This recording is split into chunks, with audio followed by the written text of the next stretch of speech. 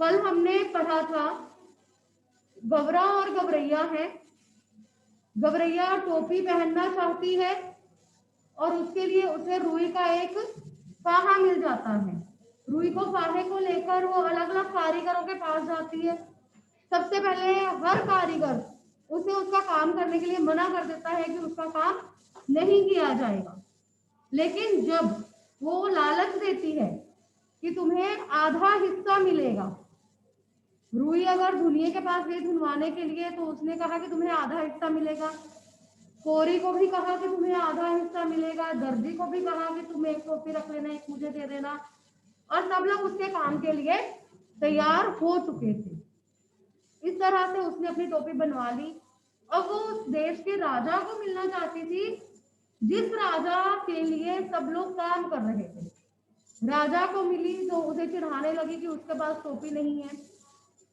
राजा ने टोपी पहन ली और जब राजा ने इसकी गवरैया की टोपी देखी कि इतनी सुंदर टोपी है, तब उसने पता लगाने की कोशिश करनी चाहिए कि ये टोपी किसने बनाई। आज हम यहीं से पढ़ेंगे। इतनी नगीना टोपी इस मुल्क में बनाई किसने? राजा के मन में ख्याल आया। अब तो उस हुनरमंद कारीगर की खोज होने लगी। राजा चाहे और पता न चले। गिरते पड़ते दर्जी हाजिर हुआ। दुहाई अन्नदाता, इतनी बढ़िया टोपी तुमने कभी हमारे लिए क्यों नहीं बनाई? मेघों की गड़गड़ाहट की मानिंद राजा की आवाज निकली। राजा ने दर्जी को बुलाया सबसे पहले, क्योंकि टोपी तो दर्जी ने बनाई थी। सबसे पहले दर्जी को बुलाया गया और राजा ने मेघों की तरह, मेघों की गड़गड़ाहट की मानिंद, मानिंद मतलब तरह, मानिंद बादलों की तरह गरजते हुए उसने उसे कहा कि इतनी बढ़िया टोपी आज तक तुमने मेरे लिए क्यों नहीं बनाई। दुहाई अन्नदाता, दुहाई अन्नदाता मतलब अन्नदाता आपकी दुहाई देता हूँ। हमें दुहाई नहीं, वजह बताओ।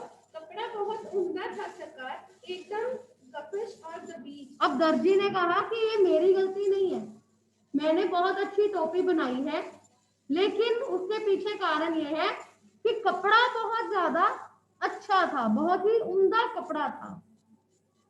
ऐसा उम्दा कपड़ा किसने बुना? अब बात आई कि कपड़ा किसने बुना ऐसा।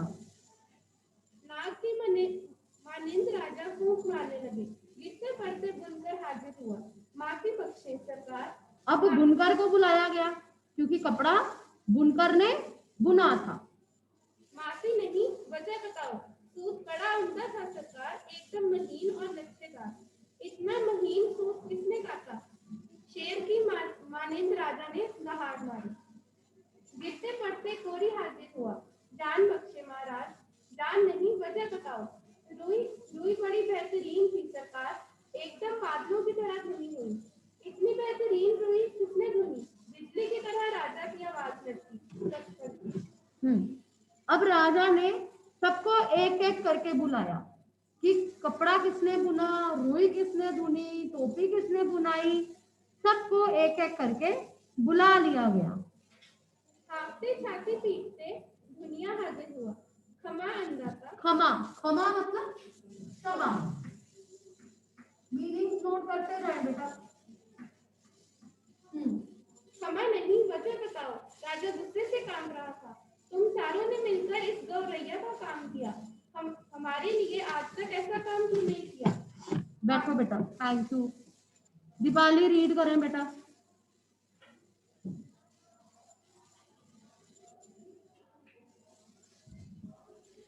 क्षमा नहीं, वजह बताओ। राजा गुस्से से कांप रहा था। तुम चारों ने मिलकर इस गवरैया का काम किया। हमारे लिए आज तक ऐसा काम क्यों नहीं किया? आपके लिए भी किया है सरकार। धुनिये ने जमीन पर लेटकर कहा, आगे भी आपके लिए करेंगे सरकार। हमारे लिए अब तक जो काम हुआ है। जमीन पर लेट के क्यों कहा? क्षमा मांग रहा था। उसे ऐसा लग रहा था कि राजा को ऐसा ना लगे कि मेरा काम नहीं किया गया, इस गवरैया का काम कर दिया। तो उसने कहा पहले भी आपके लिए काम कर और आगे भी आपके लिए काम करते रहेंगे। पढ़िए बेटा। हमारे लिए अब तक जो काम हुआ है उनमें इतनी नफासत क्यों नहीं थी। नफासत अभय दान दे। खूबसूरती, नफासत मतलब खूबसूरती, इतना अच्छा काम हमारे लिए क्यों नहीं किया गया। हाँ जी। अभय दान दें तो बोलूं सरकार। चलो दिया, राजा बोले। अब बताओ महाराज, इस गवरैया ने जो भी काम करवाया उसमें आधा हिस्सा दे देती थी। जिसके पास बहुत कुछ है वह कुछ भी नहीं देता। इसके पास कुछ भी नहीं। राजा के पास तो इतना कुछ है, लेकिन फिर भी वो कभी कुछ भी नहीं देता, यानी कि मेहनत का मूल्य भी नहीं दिया जाता है। और गवरैया जो एक चिड़िया है जिसके पास कुछ भी नहीं है, वो हर काम के लिए उसमें से आधा हिस्सा दे देती। पढ़िए बेटा। इसके पास कुछ भी नहीं था, फिर भी ये आधा दे देती थी। इसीलिए इसके काम में अपने आप नफासत आती गई सरकार। दुनिया दंडवत पर दंडवत किए जा रहा था। दंडवत क्या होता है? देख दंडवत लेट कर प्रणाम करना, दंडवत लेट कर प्रणाम करना। Thank you Deepali. आओ बेटा।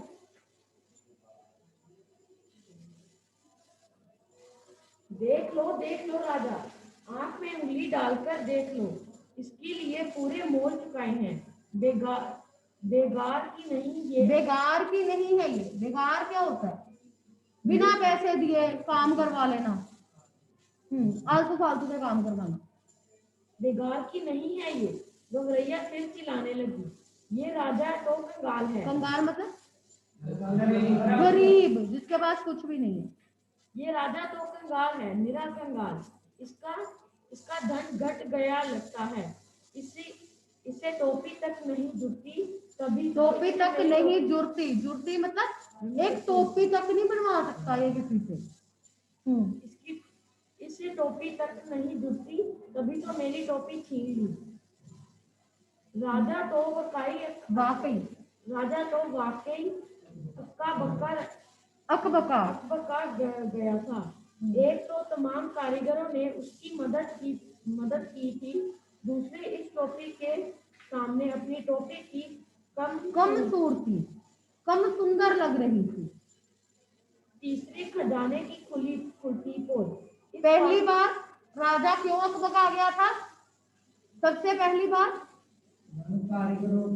कारीगरों ने उसका साथ दिया था। दूसरी बार उसकी अपनी टोपी इतनी सुंदर नहीं थी जितनी चिड़िया की टोपी सुंदर थी। तीसरी बात, खजाने की पोल खुल रही थी कि राजा काम तो करवाता है लेकिन पैसे नहीं देता है। पढ़ो बेटा। इस पाखी को कैसे पता चला कि धन घट गया है? पाखी मतलब पाखी, चिड़िया, पंखों वाली पाखी।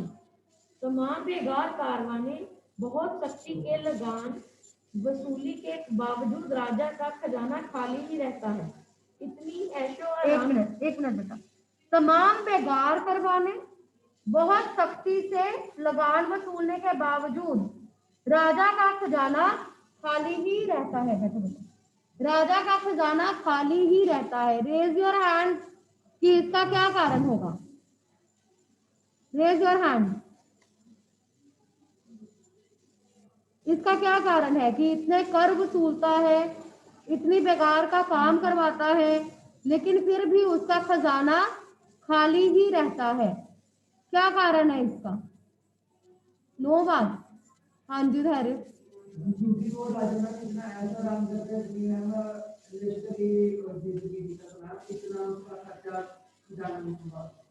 Okay fine fine. हाँ जी दीक्षा। मैम जो एक तो वो ऐशो आराम की जिंदगी जी रहा था और उसके बहुत सारे बच्चे भी थे जिन पे उसने बहुत सा पैसा खर्च किया था। ओके, वो बहुत ही ज्यादा ऐशो आराम की जिंदगी जीता था। उसके आसपास अगल बगल में उसके लाम लश्कर भी रहते थे जिनके लिए भी वो बहुत पैसा खर्च करता था। और अपने ऐशो आराम पर इतना पैसा खर्च करने के कारण उसके खजाने में पैसे ही नहीं थे। इतना ऐशो आराम, इतनी लश्करी, इतने लवाजिमे का बोझ खजाना संभाले तो कैसे। तमाम लोग निकल आए थे यह अनोखा तमाशा देखने। आसपास के लोगों को भी सुनाई दे रही थी बातें और आसपास के लोग भी सब देखने के लिए बाहर निकल आए। मंत्री ने हौले से कहा, हौले से मतलब धीरे से, मंत्री ने धीरे से कहा, ये मुंह फट तो महाराज को बेपर्दा करके ही दम लेगी। राजा तो खुद घबरा रहा था, झट बोल पड़ा, इसकी टोपी वापस कर दो। सिपाहियों ने कहना माना, टोपी वापस कंगूरे की और हवा में उछाल दी गई। गवरैया ने फिर से टोपी पहन ली और उड़ उड़ कर कहने लगी। कंगूरा मतलब जैसे महल है राजा का, उसके ऊपर छत पर जो बिल्कुल गोल गोल जैसे बना रखा होता है, कंगूरा उसको भी कहते हैं। या जहाँ राजा बैठा था उसकी जो मुंडेर होती है, जैसे है ना, छत की मुंडेर होती है, उससे कहते हैं कंगूरा। मुंह फट बहुत ज्यादा बोलने वाली। गवरैया ने टोपी फिर से पहन ली और उड़ उड़ कर कहने लगी, यह राजा तो डरपोक है, निरा डरपोक, मुझसे डर गया, तभी तो इसने मेरी टोपी लौटा दी। कौन इस मुंह फट के मुंह लगे, क्यों मंत्री जी, कहकर राजा ने अपनी टोपी कसकर पकड़ ली। कोई बता सकता है मुझे, ऑनलाइन ऑफलाइन वाले कोई भी हैंड रेज करो कि इस कहानी के पीछे क्या भाव छुपा हुआ है, क्या पता चल रहा है हमें, क्या भाव छिपा है इस कहानी में। हाँ जी बेटे, हमें कोई भी काम मुफ्त में नहीं करवाना चाहिए और हमारे पास जो चीज होती है हम उसको किसी कदर से और जिसके पास जो चीज हमारे पास ओके। यस करणवीर, हमें हमेशा सही दाम देना चाहिए काम का। ओके, हम किसी से भी काम करवाते हैं हमें उसका सही काम देना चाहिए, किसी की हुई मेहनत की कदर करनी चाहिए। हाँ जी दीक्षा, हर एक सबको उनकी मेहनत का दाम देना चाहिए और अपनी चीज को किसी की चीज से तोलना नहीं चाहिए। ये पॉइंट गलत हो गया। वैसे तो ये मॉरल वैल्यू है कि नहीं करना चाहिए, पर इस पाठ के आधार पर ये बात नहीं बनती। ओके, इतने सारे लोग क्लास में हैं और एक दो लोग ही हाथ खड़ा करते हैं बस।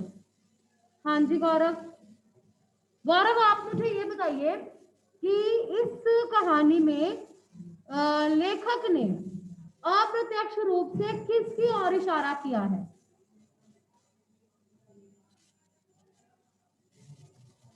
क्या? इस कहानी के आधार पर बताइए कि लेखक ने किसकी ओर इशारा किया है। राजा जो है एक पात्र है, राजा के माध्यम से लेखक किसकी बात कर रहा है।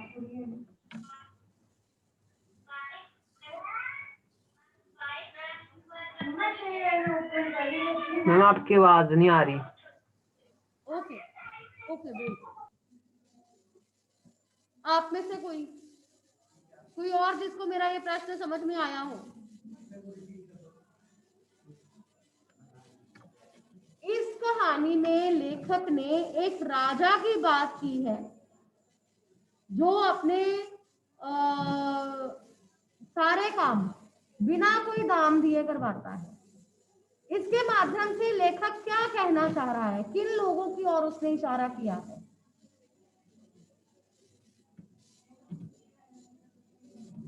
किसी की मेहनत की कदर नहीं करते जो लोग, और किन लोगों की तरफ, घमंडी लोगों की तरफ जो अपने आप को ताकतवर समझते हैं। ऐसे लोग जो किसी पद को प्राप्त कर लेते हैं और अपने आप को इतना ताकतवर समझने लगते हैं कि जो गरीब लोग हैं उनका फायदा उठाते हैं और उनसे कोई भी काम किसी भी तरीके से करवा लेते हैं। और जिस तरह से हमने देखा कि जितने भी कारीगर उसके पास आए दंडवत कर रहे थे, उससे क्षमा मांग रहे थे, और चाहे उनको काम का मूल्य पूरा नहीं मिल रहा, फिर भी उनसे ये बात कह रहे थे कि हम आपका काम करते आए हैं और आगे भी आपका काम हम करते रहेंगे। डरते थे उससे। जो गरीब लोग हैं ऐसे लोगों से डर जाते हैं और उनसे अपना काम, जो ताकतवर लोग हैं उनसे अपना काम करवा लेते हैं। और इस पाठ में लेखक ने यही कहा है कि हमें दूसरों के काम की कदर करनी चाहिए, और यदि कोई व्यक्ति कोई काम करता है तो उसके मेहनत का पूरा फल उसे मिलना चाहिए और उसे उसका श्रेय मिलना चाहिए। राइट? इसके अब हम क्वेश्चंस देखेंगे। अपनी कॉपीज खोल लें, अपने पास पेंसिल भी रख लें नोट डाउन करने के लिए, मेन पॉइंट्स नोट डाउन करने के लिए। फर्स्ट क्वेश्चन इज, गबरा और गबरैया के बीच किस बात पर बहस हुई और गबरैया को अपनी इच्छा पूरी करने का अवसर कैसे मिला? गबरा और गबरैया के बीच किस बात को लेकर बहस हुई और गबरैया को अपनी इच्छा पूरी करने का अवसर कैसे मिला? हाँ जी शानी। Yes ma'am. गवरिया और गबरे के बीच में एक आदमी के कपड़ों को लेकर बहस शुरू हुई। गवरिया कपड़े पहनने के पक्ष में थी और गबरा कपड़े पहनने के विरुद्ध था। आदमी को रंग बिरंगे वस्त्र पहनते हुए देखकर गवरिया को बहुत अच्छा लग रहा था और गबरे का ये कहना था कि कपड़े पहनने के बाद आदमी की खूबसूरती ढक जाती है, आदमी बदसूरत लगने लगता है। जब गवरिया ने आदमी को टोपी पहनते हुए देखा तो उसकी भी टोपी पहनने की इच्छा हुई और उसकी ये इच्छा पूरी हुई जब एक दिन वह घूरे पर चुगने निकले। चुगते चुगते उन्हें रुई का एक फाहा मिला। उसकी इच्छा पूरी हुई। कोई और बताएंगे? नहीं अभी। हाँ जी। गौरैया ने कहा कि तुम मुझे कपड़े पहनकर अच्छा दिखता है, कपड़े उसके मौसम की मार से बचाते हैं। नर गौरैया ने कहा कि कपड़ों से खूबसूरती ओझल हो जाती है और जल्दी सब्जी पहनने की ताकत भी कम हो जाती है। हाँ, इस बात को लेकर बहस हुई कि दोनों, गबरैया कह रही थी कि मनुष्य जो कपड़े पहनता है वो सब कपड़े पहनने के बाद सुंदर लगता है, लेकिन गबरा का कहना था कि उसकी खूबसूरती ढक जाती है। फिर गबरैया ने यह भी तर्क दिया कि कपड़े पहनकर गर्मी सर्दी की मार से बच जाता है, लेकिन गबरे का कहना था कि उससे उसकी गर्मी सर्दी सहने की शक्ति चली जाती है। और जब इसे गबरैया को रुई का एक फाहा मिलता है तब उसकी टोपी बनवाने की इच्छा पूरी होने का अवसर उसे मिल जाता है। आप में से कोई और जो इसका आंसर देना चाहता है? बेटा इतने सारे लोग ऑनलाइन हैं, इतने सारे लोग क्लास में हैं, वी आर 56 है ऑनलाइन में, लेकिन हाथ एक या दो लोग खड़े करते हैं। प्लीज पार्टिसिपेट कीजिए। अब randomly, otherwise I will ask. Yes Jiya Jhanvi. गवरिया और गबरे के बीच कपड़े पहनने को लेकर बहस हुई। दोनों कपड़े के विषय में अपने अपने तर्क दे रहे थे। गवरैया कपड़े पहनने के पक्ष में थी, जबकि गबरा कपड़ों को अनुचित मानता था। एक दिन गबरा गवरैया घूरे पर दाना चुगने के लिए गए। वहां दाना चुगते चुगते गवरैया को रुई का एक फाहा मिला, जो अनंत गवरैया को इच्छा को पूर्ण करने का कारण बना। Very good, right. Next question, टोपी बनवाने के लिए गवरैया किस किस के पास गई? टोपी बनवाने के लिए गवरैया किस के पास गई? Note down the question. टोपी बनवाने के लिए गवरैया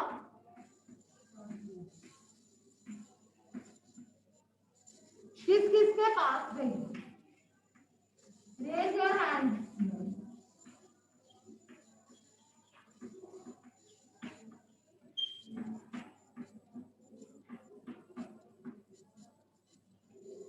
हाँ जी धैर्य। जब गवैया को रुई का फाहा मिला, गवरैया को रुई का फाहा मिला, तो वह उसे लेके दुनिया के पास चली गई और बड़े मनोहर से उसको उस रुई के फाहे को ढूंढने के लिए उसने कहा। दुनिया में सारा बूढ़ा है। हाँ, हमने इतना कुछ नहीं लिखा। हम बताएंगे किस किस के पास क्या क्या काम करवाने के लिए गई थी। उसके बाद पहले दुनिया के पास गई, उसके बाद जब रुई का फाहा दुनिया ने ढूंढ लिया तो उसके बाद वो कोरी के पास गई और कोरी को जाके उसने कहा कि इस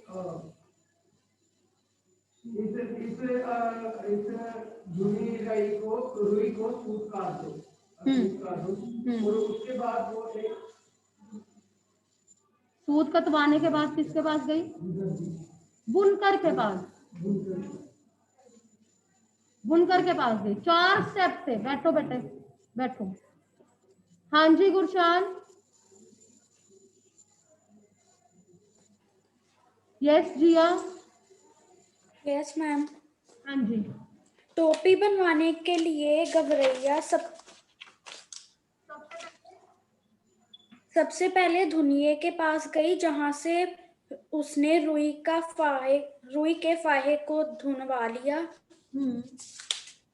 उसके बाद वह गवरैया कोरी के पास गई, जहां से उसने रुई का धागा बनवाया।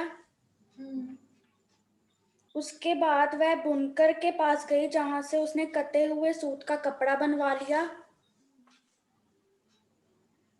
और वह आखिरी में दर्जी के पास गई, जहां से उसने उसकी टोपी सिलवा ली। आखिरी में नहीं, आखिर में। आखिर में दर्जी के पास गई, जहां से उसने टोपी सिलवा ली।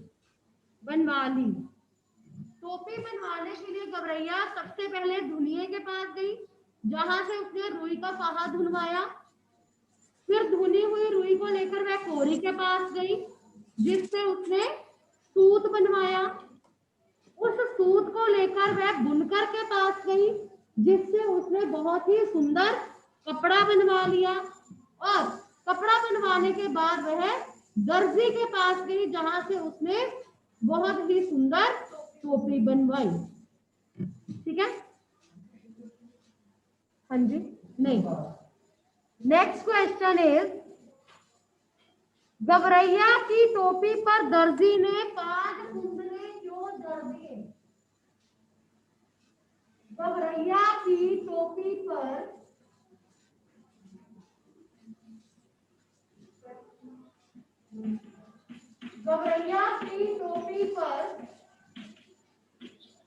दर्जी ने 5 कुंडले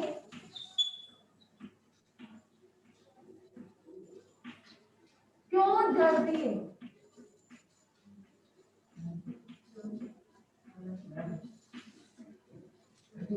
हाँ जी।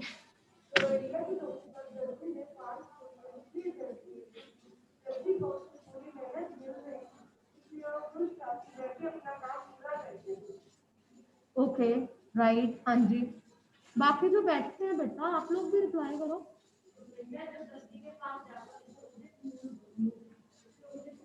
मूल्य, उचित मूल्य।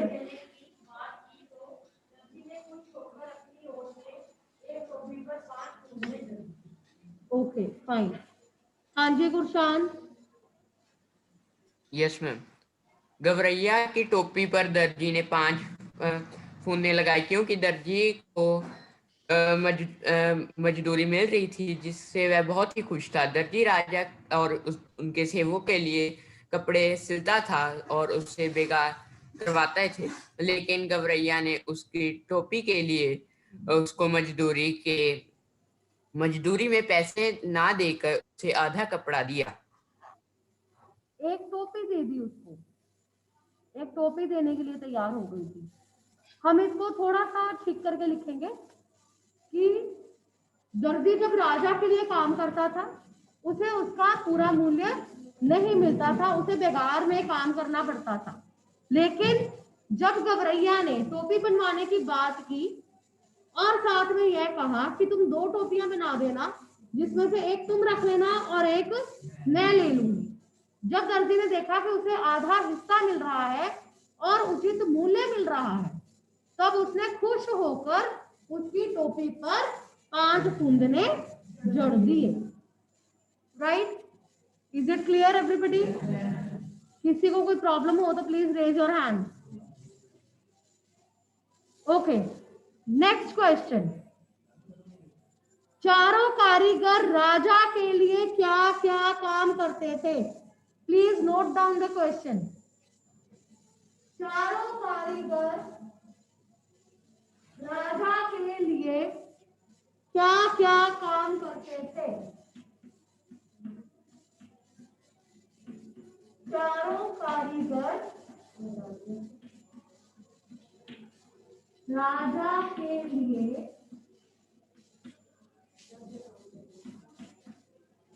क्या क्या काम करते थे?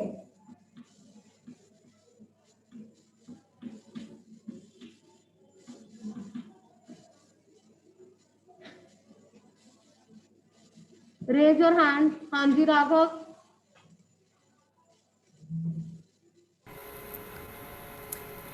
चारों कारीगरों में से पहला कारीगर राजा के लिए रजाई बना रहा था, दूसरा अचकन के लिए सूत काट रहा था, तीसरा बागा बुन रहा था और चौथा राजा की 7वीं रानी के 10वीं संतान के लिए झब्बे सिल रहा था। उन चारों ने राजा का काम रोक कर गवरैया का काम किया, क्योंकि उन लोगों को काम की वाजिब मजदूरी मिल रही थी।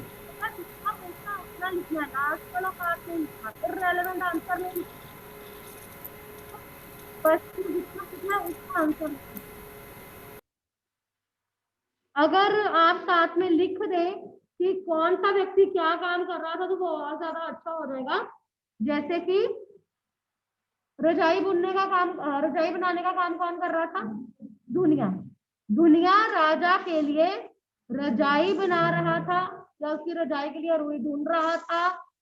उसके बाद कोरी उसके अचकन के लिए सूत काट रहा था।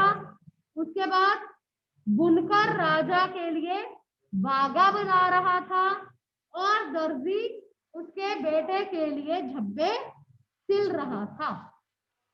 राइट? उसके बाद next question is, note down, टोपी कहानी क्या संदेश देती है?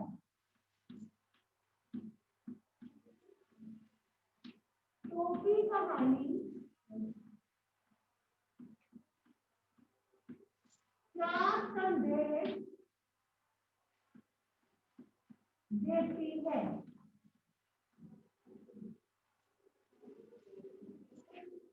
टोपी कहानी क्या संदेश देती है? Raise your hand. I am waiting, raise your hand. हाँ जी।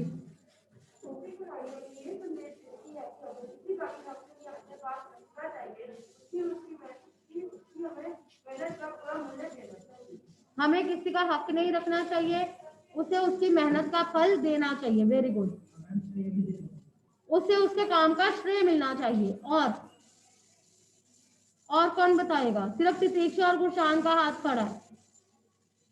प्लीज बताइए। हाविश, हाविश आप बताएंगे बेटा?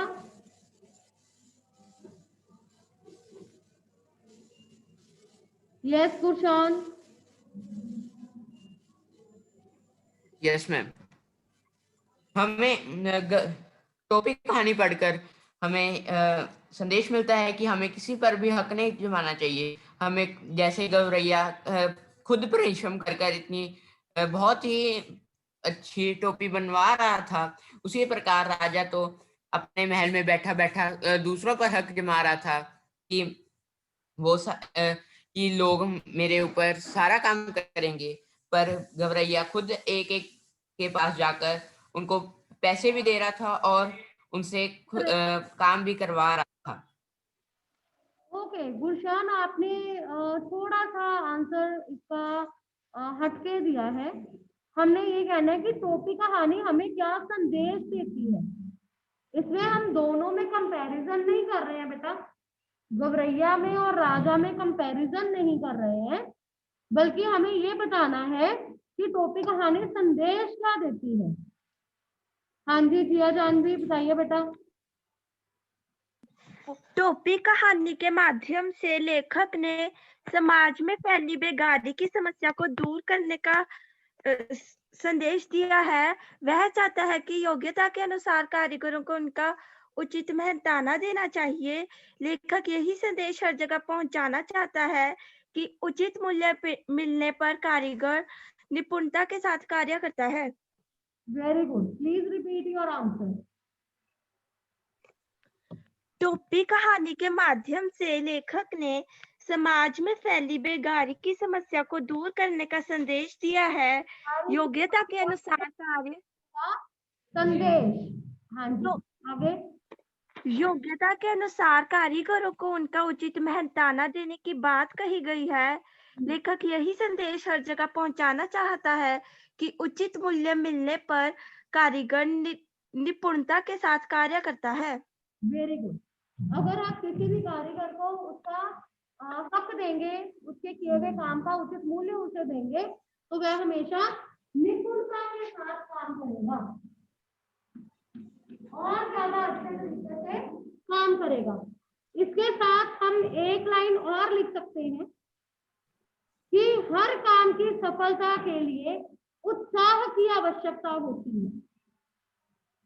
लेखक हमें यह भी बताना चाहता है कि हर काम की सफलता के लिए उत्साह की आवश्यकता होती है।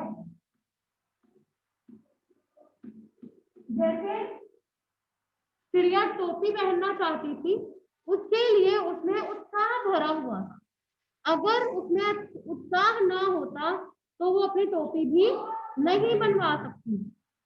उसने मेहनत करके उत्साह से अपना काम किया और उसे सफलता भी मिली। ठीक है, आप इसका आंसर लिख सकते हैं कि लेखक बताना चाहते हैं कि हर काम की सफलता के लिए उत्साह की आवश्यकता होती है और हर कारीगर को उसके श्रम का उचित मूल्य मिलना चाहिए। यदि कारीगरों को उचित मूल्य मिलेगा तो वे और अधिक निपुणता के साथ काम करेंगे। राइट बेटा, अभी तक जितने हमने प्रश्न उत्तर किए हैं, किसी को अगर कोई प्रॉब्लम है तो प्लीज रेज योर हैंड। कोई भी किसी को प्रॉब्लम है तो प्लीज बताइए, अभी हम समस्या का निदान करेंगे। ओके, किसी को कोई प्रॉब्लम नहीं है। इट मीन्स ये चैप्टर सबको क्लियर है। ओके, इसके बेटा हमने जो भी क्वेश्चन आंसर्स डिस्कस किए हैं, आप सभी प्रश्नों के उत्तर अपनी कॉपी में लिखेंगे। राइट, और जब भी कॉपी मंगवाऊंगी आप प्लीज चेकिंग के लिए जरूर भेजेंगे।